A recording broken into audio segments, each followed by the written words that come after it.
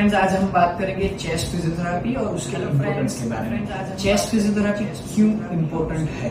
देखिए, कोई भी प्रकार की लंग की कंडीशन में या फिर बाईपास सर्जरी के बाद यानी कि कोई भी ओपन हार्ट सर्जरी के बाद चेस्ट की जो मोबिलिटी है वो अपने ऑप्टिमल लेवल पे या अपनी रूटीन लेवल पे नहीं होती है।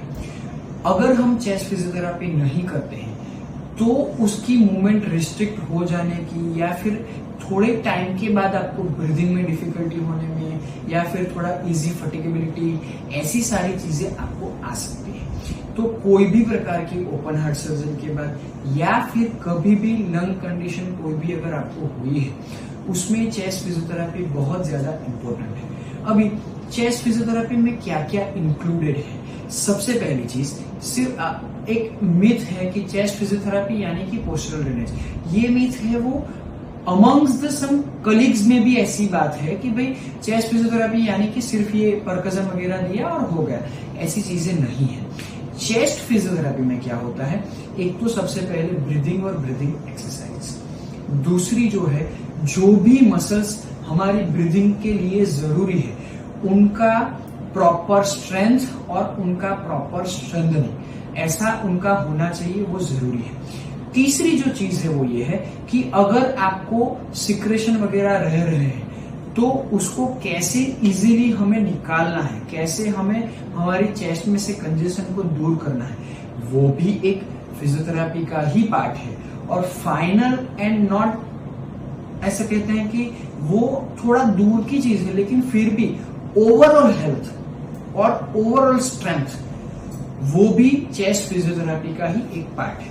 तो दोस्तों, आज हम समझेंगे 3 ऐसी टेक्निक यानी कि 3 ऐसी एक्सरसाइज जो अगर normal physiotherapy, normal chest condition के बाद आपके लिए बहुत जरूरी है। सबसे पहली चीज ऐसे समझते हैं कि अगर आपको ज्यादा कंजेशन लग रहा है, ज्यादा स्पुटम कलेक्शन है आपको, तो आपको वो कैसे रिमूव करना है, कैसे निकालना है। तो 2 टेक्निक सेल्फ दिखाऊंगा। देखिए, फर्स्ट ब्रीदिंग में हम जैसे कि होठों को बीड़ना जिसको बोलते हैं, ऐसे हम धीरे से जो एक्सहेलेशन यानी एक्सपिरेशन जो करेंगे वो नाक से सांस खींचेंगे और मुंह से धीरे से छोड़ेंगे। This is also one of the type of, हल्के से छोड़िए, परफेक्ट। दूसरे पे हाथ रखेंगे और धीरे से एक्सहेल करेंगे।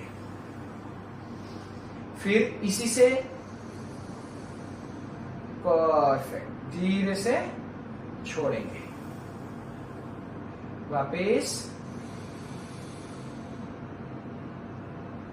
छोड़ेंगे। ये जो एक्सरसाइज है हम दोनों साइड 10 टाइम्स ऊपर के पोर्शन पे ऐसे रखेंगे, आंख बंद करेंगे, धीरे से नाक से गहरी सांस खींचेंगे और हम कंसंट्रेट क्या करेंगे, जो पोर्शन हमारा है हाथ जहां पे रखा है उसको एक्सपांड करने की ट्राई करेंगे। देखिए मैडम अभी क्या कर रही है कि उस पोर्शन को कंसंट्रेशन से वहां पे एक्सपांड करने की ट्राई कर रही है। इससे क्या होगा कि आपके जो अपर लोब है लंग्स के वो ज्यादा एक्टिव हो पाए।